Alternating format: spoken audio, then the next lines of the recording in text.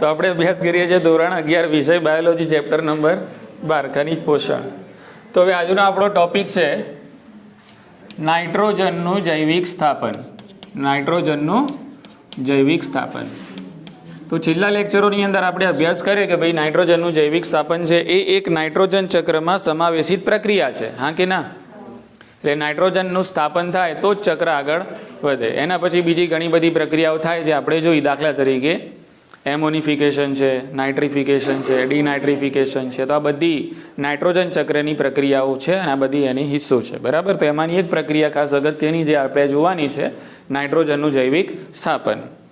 તો નાઇટ્રોજન છે પછી એમાં આપણે વાત કરી, ચક્રમાં આપણે વાત કરી કે નાઇટ્રોજનનું અજૈવિક સ્થાપન પણ થાય છે, પણ આપણે એની અહીંયા વાત કરવાની નથી. આપણે ફક્ત અને ફક્ત કઈ કે જે સૌથી વધારે પ્રમાણમાં નાઇટ્રોજનનું જૈવિક સ્થાપન થતું હોય છે જોઈ લો.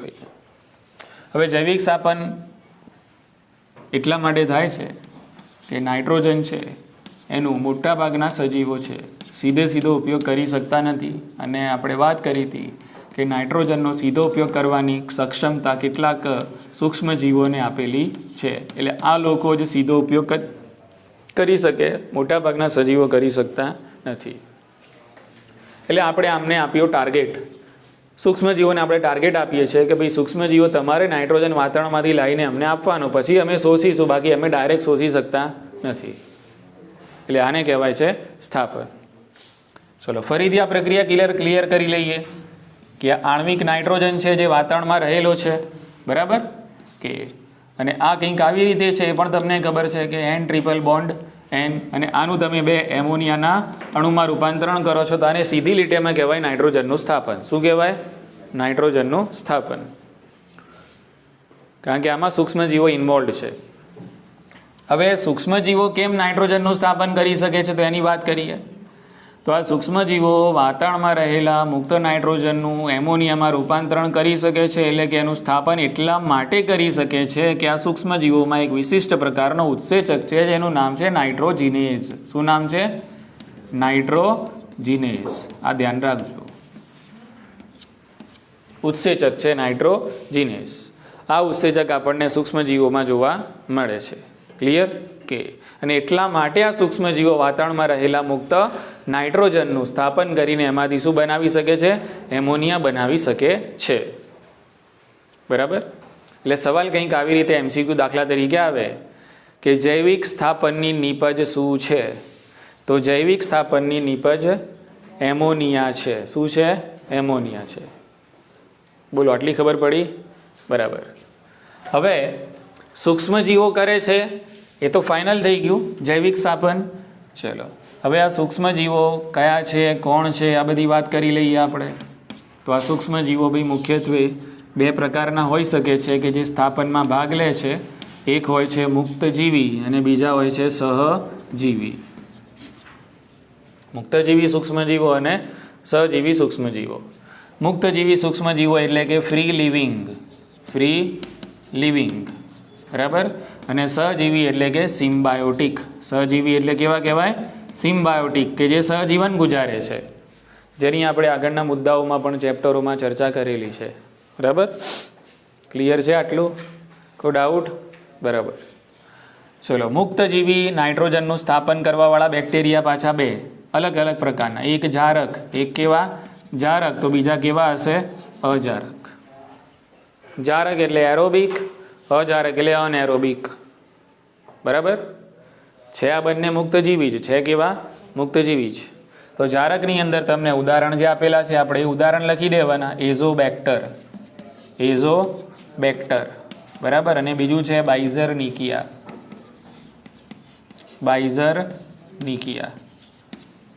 એટલે આ બે કેવા છે? જારક પણ છે અને મુક્તજીવી પણ છે. અને આ બધાની અંદર આ ઉત્સેચક રહેલો છે અને એટલા માટે આ લોકો પણ કરી શકે છે નાઇટ્રોજનનું સ્થાપન. પણ નાઇટ્રોજનનું સ્થાપન કરવા માટે આ જે સૂક્ષ્મજીવો છે એમને ઓક્સિજનની જરૂર પડશે, પણ મુક્તજીવી હશે. કેવા હશે? એટલે એમને વનસ્પતિના આધાર રાખવો પડશે નહીં, વનસ્પતિમાં એમને જવું પડશે નહીં. બોલો, ખ્યાલ આવી ગયો? ઇન્ડિપેન્ડન્ટ. કેવી રીતે? ઇન્ડિપેન્ડન્ટલી તેઓ નાઇટ્રોજનનું સ્થાપન કરી શકે છે. સમજી ગયા કે? ચલો, અજારક સૂક્ષ્મજીવો. ત્વચારક સૂક્ષ્મજીવોની અંદર તમને આપેલું છે રોડોસ્પિરિલિયમ. શું છે ભાઈ? રોડોસ્પિરિલિયમ, સ્પાઇરિલિયમ જે પણ, બરાબર કે એ જ રીતે આની અંદર તમે બેસિલસ પણ લખી શકો છો. બેસિલસ છે બધા મુક્તજીવી જ છે. શું બધા મુક્તજીવી જ? બોલો, આટલી ખબર પડી ગઈ કે ચલો. એ જ રીતે તમે સાયનોબેક્ટેરિયાને તો ઓળખો જ છો ને ભાઈ. કોને ભાઈ? સાયનોબેક્ટેરિયા. સાયનોબેક્ટેરિયા એટલે પ્રકાશ સંશ્લેષી બેક્ટેરિયા. અને એ નામ પડે એટલે સીધું તમને બે ઉદાહરણ યાદ આવી જાય, એનાબીના અને નોસ્ટોક. તો એમાં પણ આપણે એ વખતે જોયેલું કે ભાઈ એનાબીના અને નોસ્ટોકની અંદર અભિકોષ આવેલા હોય. શું હોય? અભિકોષો કે જે નાઇટ્રોજનનું શું કરે? તો અહીંયા આવી ગયું. બોલો, ખ્યાલ આવી ગયો ને કે તો આ બધા લોકો કેવા કહેવાય છે? મુક્તજીવી કહેવાય છે કે જે નાઇટ્રોજનનું સ્થાપન, તમને વાતાવરણમાં રહેલા નાઇટ્રોજનનું શું કરી આપે? સ્થાપન, અને એનું એમોનિયામાં રૂપાંતરણ કરી શકે છે. એટલે આ રીતે તમે ચાર્ટના સ્વરૂપમાં બી યાદ રાખશો તો વાંધો નહીં, બરાબર. આમાં ખાલી ઉદાહરણ જ છે. ચલો, હવે બીજા એવા સૂક્ષ્મજીવો છે કે જે શું છે? સહજીવી છે. હવે સહજીવનનું જ્યારે નામ આવે એટલે સીધું યાદ આવે રાઇઝોબિયમ બેક્ટેરિયા. કયો બેક્ટેરિયા? હા, રાઇઝોબિયમ બેક્ટેરિયા. આ બેક્ટેરિયાનું નામ છે. અને આ રાઇઝોબિયમ બેક્ટેરિયા કોની, કઈ વનસ્પતિ સાથે સહજીવન ગુજારે છે? સિમ્બીકુળની. કઈ વનસ્પતિ?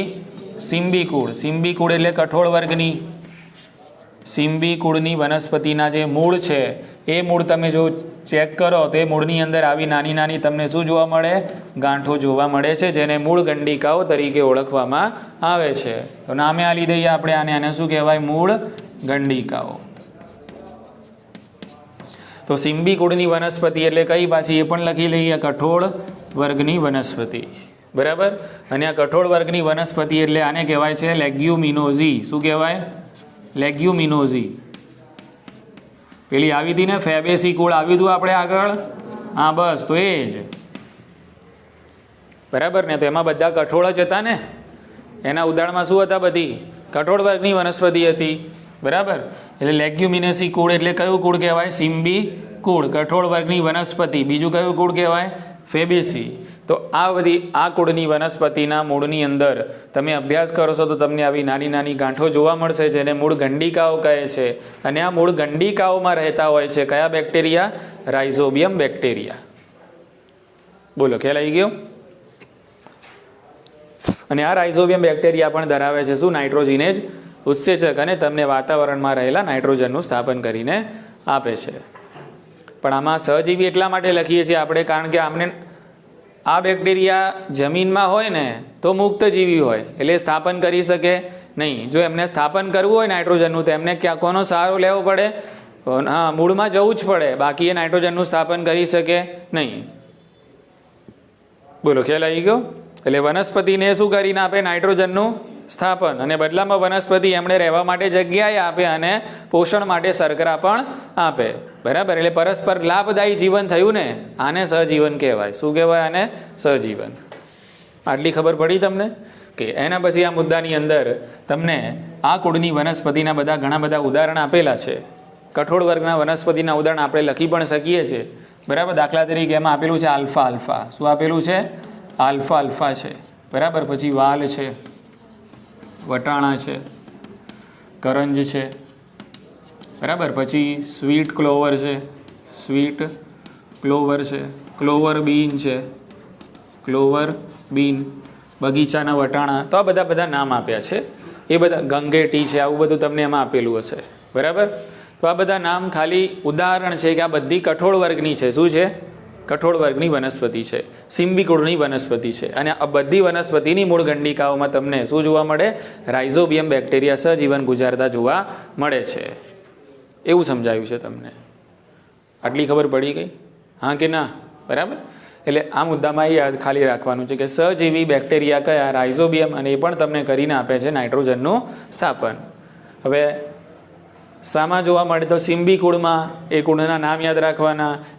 એ કુળની અંદર કઈ વનસ્પતિઓ આવે એના ઉદાહરણ યાદ રાખવાના. આ બધી વનસ્પતિના મૂળ ગંડિકાઓમાં તમને આ બેક્ટેરિયા જોવા મળે છે. આટલી ખબર પડી ગઈ? ઓકે, ચલો બીજું. બીજા પણ એક બેક્ટેરિયા છે કે જે સહજીવી છે અને નાઇટ્રોજનનું સ્થાપન કરે છે, પણ એ સિમ્બીકુળની વનસ્પતિમાં નહીં, સિમ્બીકુળ સિવાયની વનસ્પતિમાં સહજીવન ગુજારે છે. તો એ બેક્ટેરિયાનું નામ છે ફ્રેન્કિયા. શું નામ છે? ફ્રેન્કિયા. બરાબર. તો ફ્રેન્કિયા પણ સહજીવી બેક્ટેરિયા છે. એ પણ નાઇટ્રોજનનું સ્થાપન કરે છે. એ પણ મૂળ ગંડિકાઓમાં વસે છે, પણ સિમ્બિકુળની વનસ્પતિની મૂળ ગંડિકાઓમાં નહીં, સિમ્બિકુળ સિવાયની. દાખલા તરીકે એલનસ, કઈ વનસ્પતિ છે? એલનસ. મોસ્ટ આઈએમપી વસ્તુ ધ્યાન રાખજો ભાઈ હો, એમસીક્યુ માટે. ફ્રેન્કિયા સિમ્બિકુળમાં સહજીવન ગુજારે? ના, સિમ્બિકુળ સિવાયની વનસ્પતિ છે. સહજીવી જ છે. શું? સહજીવી જ છે, પણ સિમ્બિકુળની વનસ્પતિમાં સહજીવી નથી. સિમ્બિકુળ સિવાયની વનસ્પતિ, અને વનસ્પતિનું નામ એલનસ છે. વનસ્પતિનું નામ શું છે? એલનસ. એટલે એલનસ વનસ્પતિની મૂળ ગંડિકાઓમાં કોણ વસે છે? ફ્રેન્કિયા સૂક્ષ્મજીવો વસે છે, અને એ પણ તમને નાઇટ્રોજનનું સ્થાપન કરીને આપે છે. આટલી ખબર પડી ગઈ? હા યા ના? કમ્પ્લીટ. બરાબર. તો આખો મુદ્દો આમ જોવા જાવ ને તો ઉદાહરણ બેઝડ છે. શું છે? ઉદાહરણ બેઝડ છે. આની અંદર ખાલી તમને એક વર્ગીકરણ કરીને આપેલું છે કે નાઇટ્રોજનનું જૈવિક સ્થાપન છે એમાં કોણ કોણ ભાગ લે છે. તેમાં સહજીવી લોકો પણ ભાગ લે છે અને મુક્તજીવી પણ લે છે. મુક્તજીવીમાં જારક લોકો પણ લે છે અને અજારક લોકો પણ લે છે. બોલો, ખ્યાલ આવી ગયો ને? ઓકે. એટલે આ તમને આ મુદ્દામાં સમજાયું છે. ચલો, આ મુદ્દામાં એક છેલ્લો અને નાનકડો ફકરો એ છે, દાખલા તરીકે આ મૂળ ગંડિકાની આપણે વાત કરીએ તો આ જમીનની સપાટી છે અને આ વનસ્પતિ છે, એની આ મૂળ ગંડિકાઓ છે દાખલા તરીકે. બરાબર. હવે તમારે મૂળ ગંડિકાઓનું અવલોકન કરવું છે તો આ છોડને તમે એના મૂળ સાથે આમ ઉખાડી લો દાખલા તરીકે. બરાબર ને? હા, મૂળ સાથે આમ ઉખાડી લીધું આપણે. એટલે મૂળમાં જોઈશું તો નાના નાના દાણા જોવા મળશે, નાની નાની ગાંઠો જોવા મળશે, એને તમે શું કહેશો? મૂળ ગંડિકાઓ. બરાબર. હવે આ મૂળ ગંડિકા છે દાખલા તરીકે, આને તમે કટ કરો. શું કરો? મૂળ ગંડિકાને કટ કરો આમ વચ્ચેથી આમ, અને અંદર મૂળ ગંડિકાના કેન્દ્રમાં તમે જોશો ને તો તમને અહીંયા ગુલાબી રંગ જોવા મળે. કેવો રંગ? મૂળ ગંડિકાના કેન્દ્રમાં શું જોવા મળે? ગુલાબી રંગ જોવા મળે. તો પ્રશ્ન થાય કે ભાઈ આ ગુલાબી રંગ બીકોઝ ઓફ વોટ? શાના કારણે આ ગુલાબી રંગ છે? તો આ ગુલાબી રંગ જે તમને આ મૂળ ગંડિકામાં જોવા મળે છે એનું કારણ છે કે એની અંદર છે લેગ્યુમિનસ હિમોગ્લોબિન. શું છે? લેગ્યુમિનસ હિમોગ્લોબિન.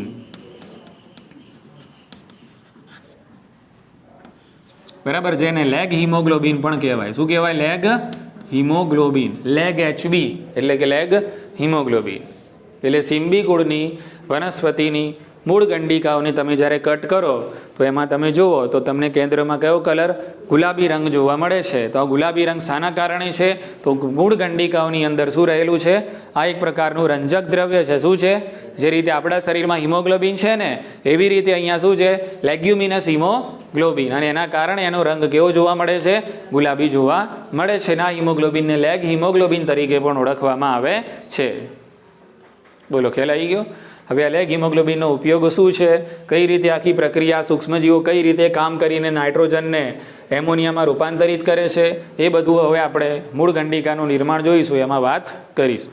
ચલો, તો મૂળ ગંડિકાનું નિર્માણ કઈ રીતે થાય છે અહીંયા સમજવાનો પ્રયત્ન કરીએ. અને આમાં એક પ્રક્રિયા સમજીશું આપણે. ગઈકાલે આપણે જોયું કે ભાઈ નાઇટ્રોજિનેજ ઉત્સેચક સૂક્ષ્મજીવોમાં હોય છે અને એના કારણે વાતાવરણીય નાઇટ્રોજનનું એમોનિયામાં સ્થાપન થાય છે. એ કઈ રીતે થાય છે હવે અહીંયા સમજવાનું છે. પ્લસ આપણે વાત કરી કે જે સહજીવી સૂક્ષ્મજીવો હોય છે એ સહજીવી સૂક્ષ્મજીવો કેટલીક વનસ્પતિના મૂળની અંદર સહવાસ કરે છે અને એમાં નાની નાની ગાંઠો પેદા કરે છે, જેને આપણે કહીએ છીએ મૂળ ગંડિકા. તો એ પણ આજે સમજવાનું છે આપણે. એટલે આ મુદ્દો અસલમાં નાઇટ્રોજન સ્થાપનની સાથે જ આવે. આ બધા મુદ્દાનો સમાવેશ આમાં થશે. હા, નાઇટ્રોજનનું જે જૈવિક સ્થાપન છે એની અંદર જ થશે. બરાબર. તો એમાં બીજો પેટા મુદ્દો કહી શકાય એની અંદર કે ભાઈ નાઇટ્રોજનનું જે જૈવિક સ્થાપન છે એની અંદર આ પેટા મુદ્દો કહેવાય મૂળ ગંડિકાનું નિર્માણ. તો આજે આપણે સમજવાનો પ્રયત્ન કરીએ. તો મૂળ ગંડિકાનું જે નિર્માણ છે, પહેલાં તો મૂળ ગંડિકા કોને કહેવાય સમજી લઈએ આપણે, જે ઓલરેડી આપણે ગયા મુદ્દામાં પણ સમજી ગયેલા છીએ. દાખલા તરીકે આ કોઈ વનસ્પતિ છે. હવે સિમ્બિકુળની હોય કે સિમ્બિકુળ સિવાયની હોય, વોટ એવર જે પણ વનસ્પતિ છે, તો આ વનસ્પતિના જમીનની સપાટી અંદર રહેલો જે ભાગ છે એને આપણે મૂળતંત્ર કહીએ છીએ.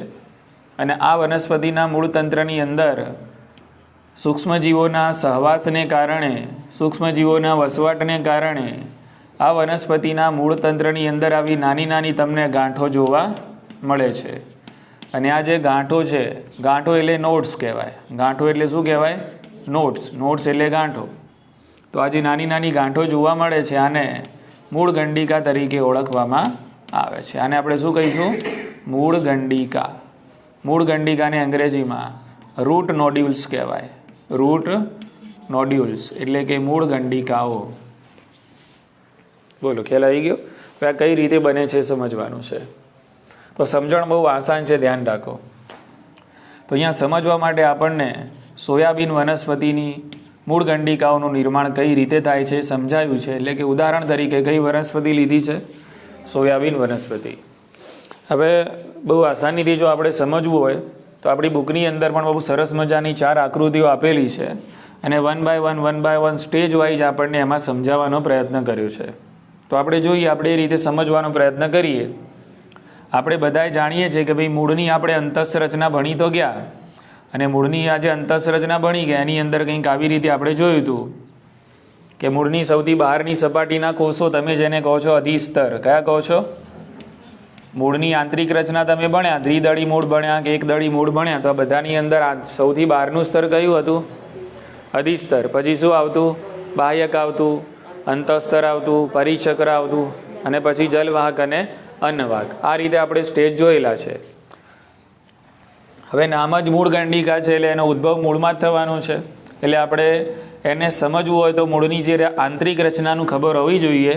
એટલે મૂળમાં સૌથી બહારનું સ્તર એટલે કે અધિસ્તર, અને અધિસ્તરના કોષો આવી રીતે વાળ જેવા પ્રવર્ધો ધરાવે છે, નાના નાના રોમ જેવા પ્રવર્ધો ધરાવે છે, જેને તમે કહો છો મૂળ રોમ. આને શું કહીએ છીએ આપણે? મૂળ રોમ. ચલો, એના પછી અહીંયા કોષો સમજવા માટે દોરી દઈએ છે. માની લો કે આ છે બાહ્યકના કોષો. આ કયા કોષો છે? બાહ્યકના. ચલો, એના પછી આ કોષો સમજવા માટે દોરી. આ છે અંતઃસ્તરના. કયા કોષો છે? આ છે અંતઃસ્તરના કોષો. બરાબર. ચલો, એના પછી આ કોષો છે પરિચક્ર. આ કોષો મેં દોરી દીધા પરિચક્રના. બરાબર. એના અંદર જઈએ એટલે આપણને મળે જલવાહક. શું મળે? અને અન્નવાહક. આવી રીતે આપણે કંઈક મૂળમાં સમજેલા છીએ આંતરિક રચનામાં. બોલો, ખ્યાલ આવી ગયો કે? હવે નામ પણ આપી દઉં હું તમને. આ બાહ્યક છે. બાહ્યકનું સૌથી અંદરનું સ્તર જેને આપણે કહીએ છીએ અંતઃસ્તર, એની અંદર આવે જેને કહેવાય પરિચક્ર. બરાબર. અને આ બધાને કહેવાય વાહીપુલો. શું કહેવાય? વાહીપુલો. જેમાં અન્નવાહક અને જલવાહકનો સમાવેશ થાય. આવી રીતે કંઈક મૂળની આંતરિક રચનામાં સેટિંગ હોય છે. હવે આપણે તો મૂળ ગંડિકા કઈ રીતે બને છે સમજવાનું છે. તો માની લો કે એના આજુબાજુનો વિસ્તાર તો જમીનનો છે જ, અને આ જમીનની અંદર રહેતા હોય છે રાઇઝોબિયમ બેક્ટેરિયા. કયા બેક્ટેરિયા છે? હા, તો આ મેં થોડા થોડા જે ટપકા કર્યા, આ તમારે સમજવાનું. કયા બેક્ટેરિયા છે? સૂક્ષ્મ જીવો છે રાઇઝોબિયમ બેક્ટેરિયા. હાલ આ લોકોએ ચેપ લગાડ્યો નથી. હાલ આ લોકોએ મૂળ રોમને ચેપ લગાડ્યો નથી. આ શરૂઆતનું સ્ટેજ છે કે તમને જમીનમાં મુક્તજીવી સ્વરૂપે. કેવા સ્વરૂપે? હા, આ બેક્ટેરિયા જ્યારે જમીનમાં હશે ત્યારે સહજીવી નહીં હોય. જમીનમાં કેવા હશે? મુક્તજીવી હશે. તો આ એ સ્વરૂપ મેં અહીંયા તમને બતાવેલું છે કે આ રાઇઝોબિયમ બેક્ટેરિયા છે, સૂક્ષ્મજીવો છે. હવે જે રીતે 4 તમને આકૃતિ આપેલી છે એવી રીતે અહીંયા હું બધી આકૃતિ દોરીને તમને સમજાવવાનો નથી, પણ એક જ આકૃતિની અંદર ક્રમ અનુસાર હું તમને સમજાવી દઉં છું. જરૂર પડે તો હું બીજી આકૃતિ દોરીશ. તો રાઇઝોબિયમ બેક્ટેરિયા તમને જમીનની અંદર આ રીતે વસવાટ કરતા જોવા મળે છે. હવે આ રાઇઝોબિયમ બેક્ટેરિયાનું શું થશે? બહુગુણન થશે. બહુગુણન થાય એટલે ઓબ્વિયસ છે કે ભાઈ આ બેક્ટેરિયાની વૃદ્ધિમાં શું થશે? વધારો થશે. અને આમની સંખ્યામાં શું થશે? વધારો થશે. બરાબર. એટલે આ બેક્ટેરિયા હવે થશે બહુગુણિત. શું થશે? હા, તો આ બહુગુણન તમને દેખાય છે. બહુગુણન. બહુગુણન થશે એટલે આ બધા બેક્ટેરિયા છે એ આ મૂળ રોમની સપાટી છે, અધિસ્તરના કોષની સપાટી છે. બરાબર. એની આજુબાજુ આ તમને બધા રાઇઝોબિયમ બેક્ટેરિયા જોવા મળશે અને એની સપાટીને વળગી રહેશે. બોલો, ખ્યાલ આવી ગયો? એટલે ટૂંકમાં પહેલાં તૂટક ફૂટક થોડા ઘણા બેક્ટેરિયા હતા. હવે એમની સંખ્યામાં શું થઈ ગયો? વધારો થઈ ગયો. એટલે એક મોટું ટોળું ભેગું થઈ ગયું. કોનું? રાઇઝોબિયમ બેક્ટેરિયાનું, જે આ મૂળ રોમની સપાટી અને અધિસ્તરના કોષોની સપાટી છે એને વળગી જાય છે. હવે આના કારણે આ જે મૂળ રોમ છે એના ઉપર દબાણ પડે છે. બેક્ટેરિયાની વસ્તી આજુબાજુ કેવી થઈ ગઈ? વધી ગઈ. બરાબર. એટલે એના કારણે આ જે મૂળ રોમ છે એના ઉપર શું પડે છે? પ્રેશર પડે છે. બરાબર. હવે સમજો, એના પર પ્રેશર પડે છે એટલા માટે આ જે મૂળ રોમ છે એ મૂળ રોમ સહેજ વળાંક અનુભવે છે. શું અનુભવે છે? વળાંક. મૂળ રોમ પહેલાં સીધું હતું, તમે જોઈ શકો છો હવે. બરાબર. હવે આ જે મૂળ રોમ છે શું અનુભવે છે? આ રીતે વળાંક. અને આજુબાજુ આવી રીતે રાઇઝોબિયમ બેક્ટેરિયાનો ઢગલો તમને જોવા મળે છે. એટલે એના પછીનું સ્ટેપ છે કે મૂળ રોમની અંદર શું પેદા થાય છે? વળાંક પેદા થાય છે. એના પાછળ બધું સ્ટ્રક્ચર આવી રીતે છે, આપણે વાળે કરીએ દોરતા નથી. બોલો, ખ્યાલ આવી ગયો કે? ચલો, હવે આ વસ્તી વધી ગઈ બેક્ટેરિયાની, એટલે હવે આ રાઇઝોબિયમ બેક્ટેરિયા છે એ આ મૂળ રોમના કોષને ચેપ લગાડે છે અને મૂળ રોમના કોષની અંદર પ્રવેશ કરે છે. બોલો, ખ્યાલ આવી ગયો કે? હવે ધીમે આમ રાઇઝોબિયમ બેક્ટેરિયા છે એક સૂક્ષ્મ અને નાના તાંતણા જેવી રચના બનાવે છે અને આ રચના બનાવીને ધીમે મૂળના અંદરના જે કોષો છે એ તરફ ગતિ કરે છે. એટલે પહેલાં તો બેક્ટેરિયા શું કરે છે? મૂળ રોમમાં પ્રવેશ કરે છે. એટલે મૂળ રોમને શું લગાડ્યું એમણે? ઇન્ફેક્શન એટલે કે ચેપ. બોલો, ખ્યાલ આવી ગયો? હા. પછી એની અંદર એક રસ્તો બનાવે છે, એક હાઈવે બનાવે છે. એટલે એની અંદર એક સૂક્ષ્મ તાંતણા જેવી રચના બનાવે છે. એટલે સૂક્ષ્મ તાંતડો રચાય છે અને આ સૂક્ષ્મ તાંતડો આ બેક્ટેરિયાને છે એક મૂળના અંદરના જે કોષો છે ત્યાં સુધી પહોંચાડે છે. બોલો, ખ્યાલ આવી ગયો? ઓકે. હવે અંદરની તરફ તો આપણને ખબર છે કે અંદરની તરફ તો કયા કોષો આવે છે? બાહ્યકના કોષો આવે છે. ચલો, એના પછી કયા આવે છે? અંતઃ સ્તરના કોષો આવે છે. ચલો, પછી કયા આવે છે? પરિચક્રના કોષો આવે છે. તો આ છે પરિચક્રના કોષો. એના પછી આવે છે જલવાહક અને અન્નવાહક. બોલો, ખ્યાલ આવી ગયો કે? તો હવે આ સૂક્ષ્મ તાંતણા જેવી જે રચના બની એ રચના ધીમે મૂળના અંદરના જે સ્તર છે અને એના કોષો છે ત્યાં સુધી પહોંચે છે. હવે શું થશે? તો હવે આ તાંતણામાંથી રાઇઝોબિયમ બેક્ટેરિયા મુક્ત થાય છે અને આ બેક્ટેરિયા હવે બાહ્યકના કોષોમાં પ્રવેશ કરે છે. શામાં પ્રવેશ કરે છે? બાહ્યકના કોષોમાં પ્રવેશ કરે છે. તાંતણામાંથી મુક્ત થયો શું? Rhizobium bacteria.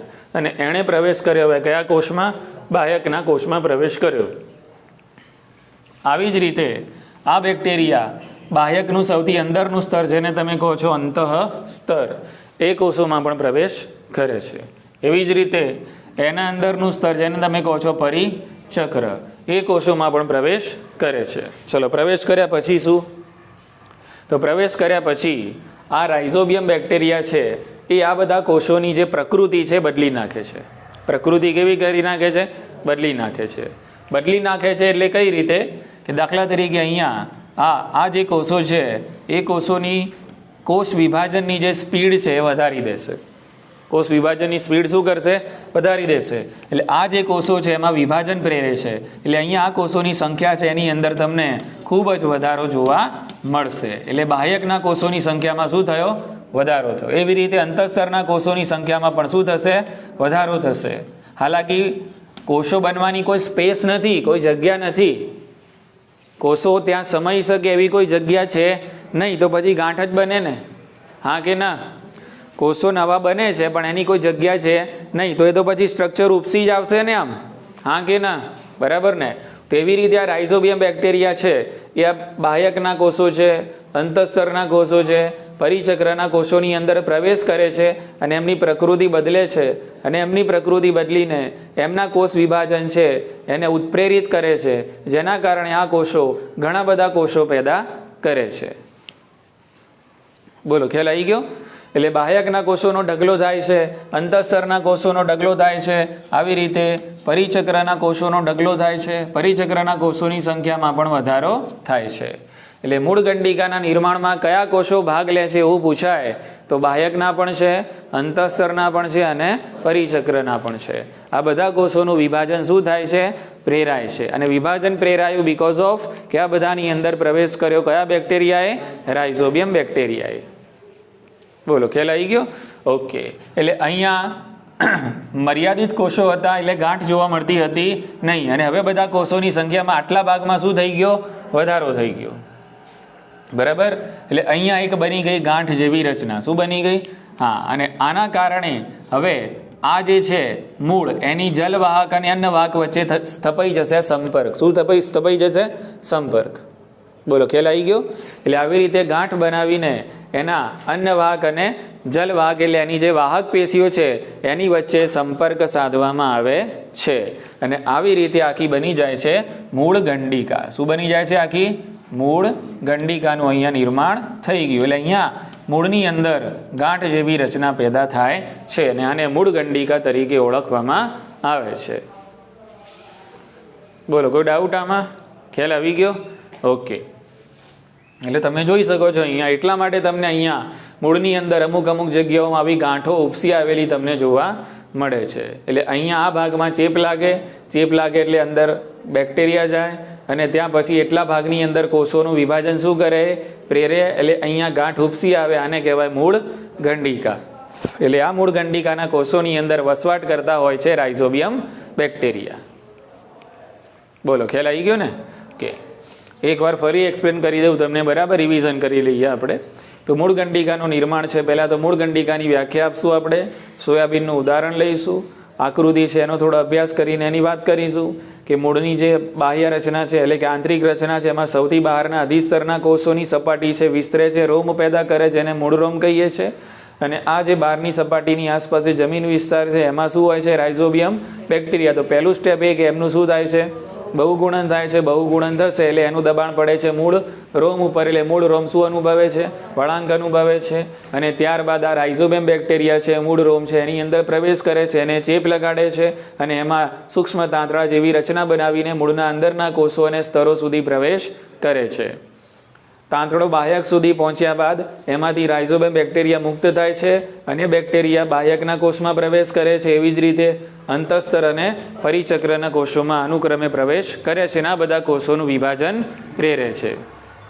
બરાબર ને? એટલે કોષોની સંખ્યામાં થાય છે વધારો, અને ત્યાં ગાંઠ જેવી રચના ઉપસી આવે છે, અને ત્યારબાદ મૂળ ગંડિકા અને વાહક પેશીઓ વચ્ચે શું સ્થપાય છે? સંપર્ક, કનેક્શન સ્થપાય છે. બોલો, ખ્યાલ આવી ગયો?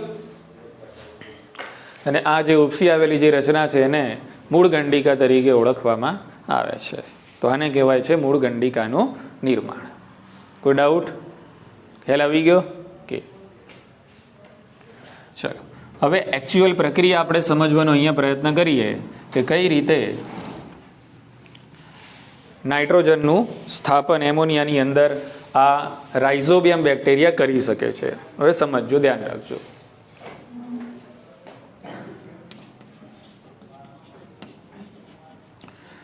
રાઇઝોબિયમ બેક્ટેરિયા હાલ તો મૂળ ગંડિકાની અંદર વસવાટ કરે છે, એટલે એમનું અત્યારે હાલ જીવન કહેવાય સહજીવી. કેવું કહેવાય? સહજીવી. ચલો તેની પ્રકૃતિની આપણે થોડી વાત કરીએ.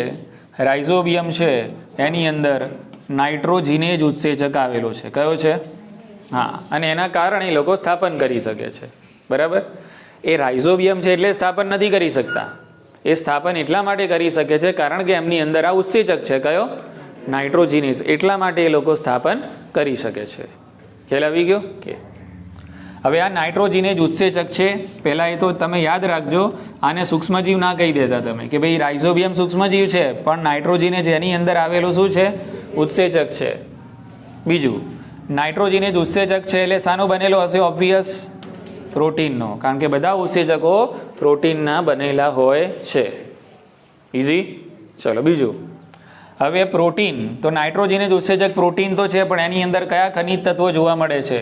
તો બહુ સરસ મજાનું આપણને વાક્ય આપીને લખ્યું છે કે જે મોસ્ટ આઈએમપી છે, આયરન અને મોલિબ્ડેનમ.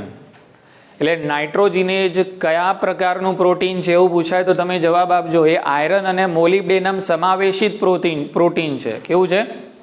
આયરન અને મોલિબ્ડેનમ સમાવેશિત પ્રોટીન છે. નાઇટ્રોજીનેજમાં આયરન પણ છે અને મોલિબ્ડેનમ પણ છે. એમ બંને ખનિજોનો એની અંદર સમાવેશ થાય છે. પ્રોટીન તો છે જ, પણ સાથે સાથે આ ખનિજ પણ છે. કયા? આયરન અને મોલિબ્ડેનમ. આટલી વાતની ખબર પડી ગઈ? ઓકે. અને આ નાઇટ્રોજીનેજ જ છે કે જે વાતાવરણમાં રહેલો જે મુક્ત નાઇટ્રોજન છે એને એમોનિયાની અંદર રૂપાંતરણ કરીને આપે છે. એટલે આ કરે છે નાઇટ્રોજનનું જૈવિક સ્થાપન. ઇઝી? હા કે ના? બરાબર. ચલો હવે બીજી પ્રકૃતિની આપણે વાત કરીએ નાઇટ્રોજીનેઝની. ફરીથી અહીંયા નામ લખું છું, નાઇટ્રોજીનેઝ.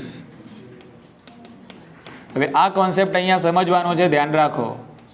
નાઇટ્રોજીનેઝ ઉત્સેચક છે ને એ ઓક્સિજન પ્રત્યે સંવેદનશીલ છે ભાઈ. ઓક્સિજન પ્રત્યે કેવો છે? સંવેદનશીલ છે, ધ્યાન રાખજો. ચલો સમજો, ધ્યાન રાખો. આ છે નાઇટ્રોજીનેઝ ઉત્સેચક. આ શું છે? નાઇટ્રોજીનેઝ ઉત્સેચક. અને ઉત્સેચક પાછો ઓક્સિજન પ્રત્યે કેવો છે? સંવેદનશીલ છે. એટલે આજુબાજુ જો ઓક્સિજન હશે તો એની સાથે એ જોડાઈ જશે. ક્લિયર? ઓકે. તમે જો ઓક્સિજન જોડી લેશો તો પછી બોલો નાઇટ્રોજન જોડી શકશો આની સાથે? હા. અને નાઇટ્રોજન નહીં જોડી શકો તો સ્થાપન થશે નહીં. એટલે ખબર એ પડી કે જો ઓક્સિજન છે એને તમારે આનાથી દૂર કરવો પડે. હા કે ના? ઓકે. એનો મતલબ એ થયો કે આ બેક્ટેરિયા એટલે કે આ ઉત્સેચક જ્યારે એટલે કે આ બેક્ટેરિયા જ્યારે જમીનમાં હોય છે, રાઇઝોબિયમ બેક્ટેરિયા ક્યાં હોય છે? જમીનમાં હોય છે. તો જમીનમાં રાઇઝોબિયમ બેક્ટેરિયા હોય છે મુક્ત જીવી છે. સમજવા કે કન્ડિશન સમજો, ધ્યાન રાખો. જમીનમાં મુક્ત જીવી છે આ બેક્ટેરિયા, અને બેક્ટેરિયાની અંદર રહેલો છે કયો ઉત્સેચક? નાઇટ્રોજીનેઝ. તો જ્યારે આ બેક્ટેરિયા જમીનમાં હોય છે તો મુક્તજીવી હોય છે, અને મુક્તજીવી હોય છે ત્યારે નાઇટ્રોજીનેઝ ઉત્સેચક છે બરાબર એ નિષ્ક્રિય હોય છે. જમીનમાં કેવો હોય છે? નિષ્ક્રિય હોય છે. એટલે નાઇટ્રોજનનું સ્થાપન કરી શકતો નથી, કારણ કે જમીનની અંદર એને પર્યાવરણ મળે છે જારક. કેવું મળે છે? જારક. એટલે જમીનની અંદર એને ઓક્સિજન મળી જાય છે. એટલે ઓક્સિજન પ્રત્યે તો આ કેવો છે? સંવેદનશીલ છે. એટલે પછી નાઇટ્રોજનને જોડી શકતો નથી. જમીનમાં હોય છે ત્યારે. શું બોલું છું? જમીનમાં હોય છે ત્યારે. એટલે ઓક્સિજન જોડાઈ જાય તો પછી શું થઈ જાય છે? ઉત્સેચક નિષ્ક્રિય છે, એ નાઇટ્રોજનનું સ્થાપન કરી શકતો નથી. તો ખબર એ પડી કે જો તમારે નાઇટ્રોજનનું સ્થાપન કરવું હોય તો આ ઉત્સેચકને તમારે અજારક પરિસ્થિતિ આપવી પડે. કેવી પરિસ્થિતિ? અજારક. અને એ અજારક પરિસ્થિતિ તમારે જો મેળવવી હોય તો તમારે જવું પડે વનસ્પતિના મૂળમાં. ક્યાં જવું પડે? અને તમારે આવી બનાવવી પડે મૂળ ગંડિકાઓ. તો તમને મૂળ ગંડિકામાં મળશે કઈ પરિસ્થિતિ? અજારક પરિસ્થિતિ મળશે. આટલી ખબર પડી? એટલે જમીનમાં આ બેક્ટેરિયાનું શું પિક્ચર છે? ક્લિયર થઈ ગયું તમારી સામે? જમીનમાં બેક્ટેરિયા કેવો છે? મુક્તજીવી છે. જમીનમાં નાઇટ્રોજનનું સ્થાપન કરી શકતો નથી, કારણ કે એની અંદર રહેલો ઉત્સેચક છે શું છે? ઓક્સિજન પ્રત્યે સંવેદનશીલ છે. જમીનમાં ઉત્સેચકને કેવી પરિસ્થિતિ મળે છે? જારક. અને જારક પરિસ્થિતિમાં ઉત્સેચક કેવો હોય છે? નિષ્ક્રિય હોય છે. એટલે તમારે એને સક્રિય કરવો હોય તો પરિસ્થિતિ કઈ આપવી પડે? અજારક. આટલો મુદ્દો તો ખબર પડી ગઈ ને? ચલો હવે બીજી વાત કરીએ. રાઇઝોબિયમ બેક્ટેરિયા જમીનમાંથી ગયા મૂળમાં, મૂળમાંથી ગયા મૂળ ગંડિકાનું નિર્માણ કર્યું. એટલે આ બધા કોષોની અંદર હાલ હાજર છે. બરાબર? ચલો હવે આ નાઇટ્રોજીનેઝ ઉત્સેચક છે. તમે કીધું ઓક્સિજન પ્રત્યે કેવું છે ભાઈ? સંવેદનશીલ છે. પણ હવે મૂળ ગંડિકામાં મેં તમને હમણાં વાત કરી હતી, ગયા ટોપિકમાં આપણે ચાલી ગયું કે ભાઈ મૂળ ગંડિકાની અંદર ગુલાબી રંગ જોવા મળે. કેવો? અચ્છા. અને એનું કારણ શું હતું? લેગ્યુમિનસ હિમોગ્લોબિન. એટલે આ બેક્ટેરિયા ગયા ક્યાં? મૂળ ગંડિકાનું નિર્માણ કર્યું એમણે. એટલે મૂળ ગંડિકામાં તો શું કયું રંજક દ્રવ્ય જોવા મળે છે? Leghaemoglobin. કયું જોવા મળે છે? લેગ HB એટલે કે લેગ હિમોગ્લોબિન, જે બહાર જમીનમાં હોતું નથી. બરાબર? ઓકે. હવે શું કરશે? આ ઓક્સિજન છે એ જોડાઈ જશે કોની સાથે? લેગ હિમોગ્લોબિન સાથે. કારણ કે મૂળ ગંડિકામાં શું છે? લેગ હિમોગ્લોબિન છે. એટલે હિમોગ્લોબિન સાથે શું જોડાઈ ગયું? ઓક્સિજન. એટલે નાઇટ્રોજીનેઝનો રસ્તો સાફ. હા કે ના? એટલે હવે નાઇટ્રોજીનેઝ છે એની સાથે ઓક્સિજન જોડાઈ શકે નહીં, કારણ કે આ બધો ઓક્સિજન છે કોણ ખાઈ ગયું? લેગ હિમોગ્લોબિન ખાઈ ગયું. અને આ હિમોગ્લોબિન લેગ હિમોગ્લોબિન ક્યાં હોય? મૂળ ગંડિકામાં. ક્યાં હોય? હા, યાદ રાખો.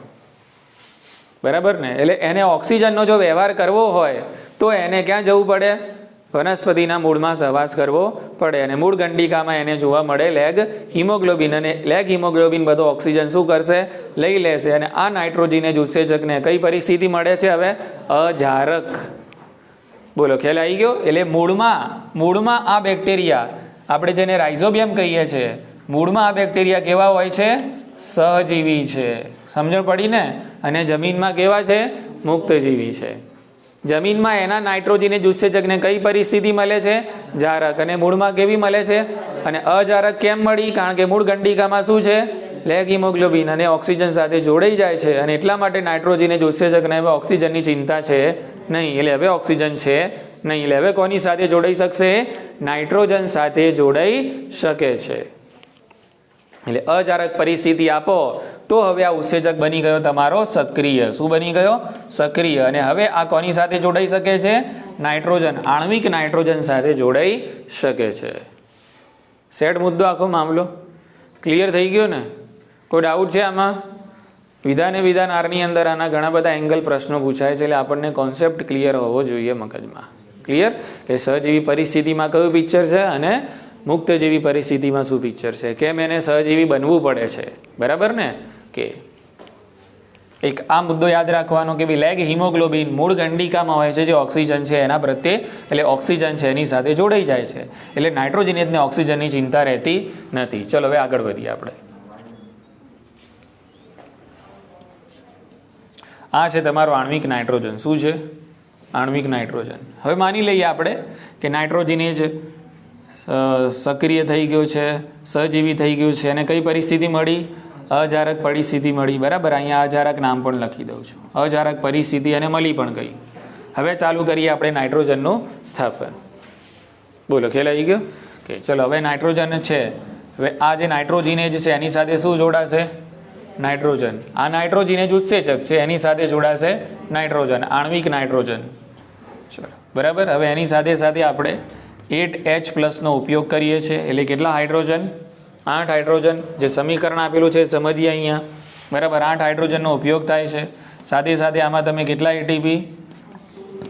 16 એટીપીનો પણ ઉપયોગ કરો છો. બોલો, ખ્યાલ આવી ગયો? ચલો બીજા હાથે તમને મળશે 2 એમોનિયાના અણુ. 2 જે આપણે જોઈએ છે ને, સ્થાપન કોને કહેવાય? નાઇટ્રોજનનું એમોનિયામાં રૂપાંતર. તો શું થઈ ગયું? જુઓ, નાઇટ્રોજનનું એમોનિયામાં રૂપાંતર. બોલો, ખ્યાલ આવી ગયો? ચલો બીજું, હાઇડ્રોજન વાયુ અહીંયા તમને મુક્ત થતો બતાવેલો છે. ત્રીજું, 16 એટીપીના બની જશે 16 એડીપી. બરાબર, અને અહીંયા તમને મળશે 16 પીઆઈ. 8H+ છે, સાથે સાથે આપણે અહીંયા લખીએ છીએ 8 ઇલેક્ટ્રોન.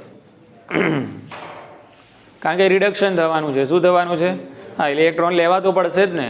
ઇલેક્ટ્રોન લો તો રિડક્શન, અને આપો તો ઓક્સિડેશન. હા કે ના? બરાબર. તો સીધું ને સાદું સમીકરણ છે. અને આ પ્રક્રિયાની અંદર આ પ્રક્રિયા જે કરાવડાવે છે એ નાઇટ્રોજિનેજ છે. કોણ છે? નાઇટ્રોજિનેજ છે. આવું ને આવું સમીકરણ નીચે આકૃતિના સ્વરૂપે તમને આપેલું છે. એમાં કંઈક આવી રીતે સમજાયેલું છે કે ભાઈ આ નાઇટ્રોજિનેજ છે, અહીંયા નાઇટ્રોજન છે, આ નાઇટ્રોજન છે, અહીંયા 3 બોન્ડ બતાવેલા હોય. બરાબર. ચલો પછી પહેલા તબક્કાની અંદર આપણે એક બોન્ડ તોડીએ છીએ. એક બોન્ડ તોડીએ છીએ અને શું લાવીએ છીએ? 2 હાઇડ્રોજન. ક્લિયર ને? આવી રીતે આખી પ્રક્રિયા આગળ વધે છે. ચલો બીજો બોન્ડ તોડીએ છીએ અને લાવીએ છીએ બીજા 2 હાઇડ્રોજન. ત્રીજો બોન્ડ તોડીએ છીએ અને બીજા 2 લાવીએ છીએ હાઇડ્રોજન. એટલે એક નાઇટ્રોજનના અણુમાંથી 2 એમોનિયાના શું બની ગયા? અણુ બની ગયા. બોલો, ખ્યાલ આવી ગયો ને? હા કે ના? એટલે 6H+ વપરાયા ને પ્રક્રિયામાં. કેટલા લીધા હતા તમે? 8H+. એટલે 2 હાઇડ્રોજન વધ્યા ને, અને 6 હાઇડ્રોજન અહીંયા વપરાઈ ગયા. ખ્યાલ આવી ગયો? અને હાઇડ્રોજનને તમે અહીંયા ટ્રાન્સફર કરો છો ને નાઇટ્રોજન જોડે, એટલે ટ્રાન્સફર કરવા માટે શક્તિની જરૂર પડે. શાની પડે? અને એ શક્તિ તમે ક્યાંથી લાવશો? એટીપીમાંથી મળશે. અને આ એટીપી ક્યાંથી આવશે? સમજજો, આ એટીપી આયા ક્યાંથી? અહીંયા.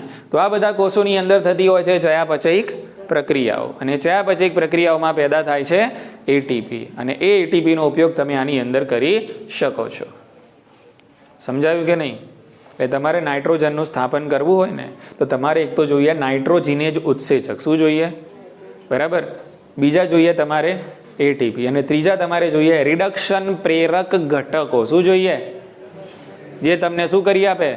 રિડક્શન. કારણ કે આખી આ પ્રક્રિયા કઈ કહેવાય? રિડક્શન કહેવાય ને. નાઇટ્રોજનની અંદર તમે હાઇડ્રોજન ઉમેરતા જાઓ તો શું થયું? રિડક્શન થયું. હા કે ના? એટલે રિડક્શન પ્રેરક ઘટકની જરૂર પડે. રિડક્શન પ્રેરક ઘટક તરીકે શાનો ઉપયોગ થાય છે? તો NAD+ અને FAD+. આ કયા ઘટકો કહેવાય? રિડક્શન પ્રેરક ઘટકો. એટલે આ તમે જુઓ છો ને સમીકરણમાં, ધ્યાન રાખજો અહીંયા ડિસ્કનેક્ટ ના થતા. 8H+ જોઈ રહ્યા છો ને, તો આ ક્યાંકથી આયા છે? તો આ ક્યાંથી આવેલા છે? NADH+H+. આવું હતું, અને અહીંયાથી શું આયા? હાઇડ્રોજન, જે અહીંયા તમને દર્શાવેલું છે નહીં. સમજાયું કે ના સમજાયું? એટલે NADH+H+ હતું ને, એને હાઇડ્રોજન આપ્યા. કોને? આ નાઇટ્રોજનને. એટલે આનું થયું ઓક્સિડેશન. બોલો સમજણ પડી?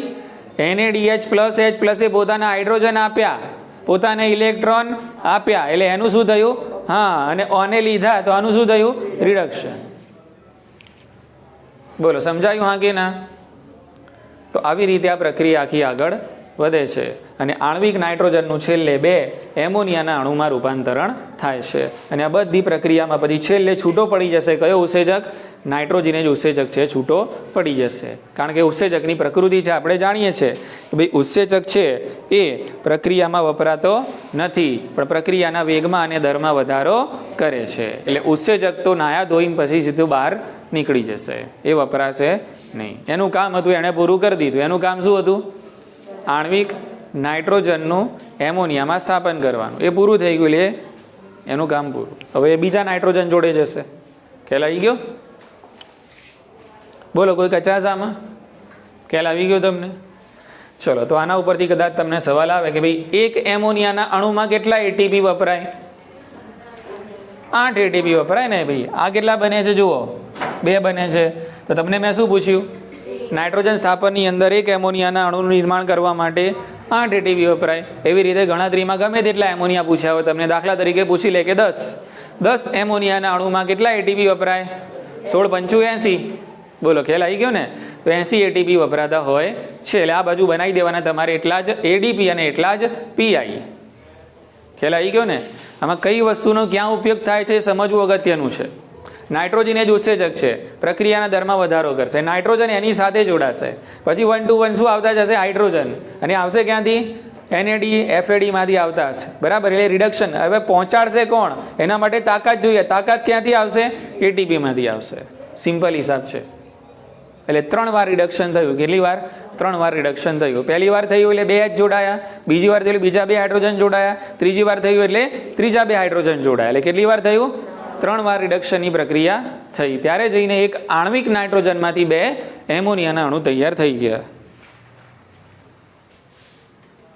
તો તમારી જોડે હવે આવી ગયું એમોનિયા. શું આવી ગયું ભાઈ? એમોનિયા.